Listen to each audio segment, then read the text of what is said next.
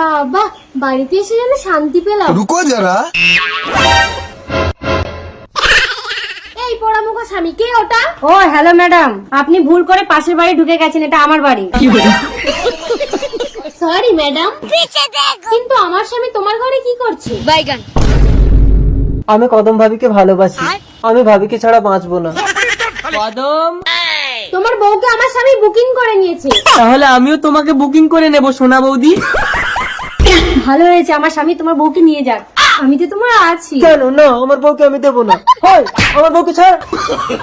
দুটো বউ।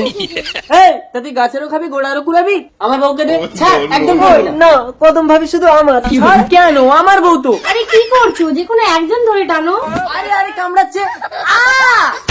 এই, তুই যদি দুটোই বউকে নিস, আমি কি কোল বালিশ জড়িয়ে ঘুমাবো নাকি? কদম ভাবিকে কেড়ে নেওয়ার চেষ্টা করলে আমি কিন্তু ল্যাংচা কেটে ফেলবো বলে দিচ্ছি। তুই কি কাটবি? দে, আমি কেটে দিচ্ছি। চিকেন ছাড়।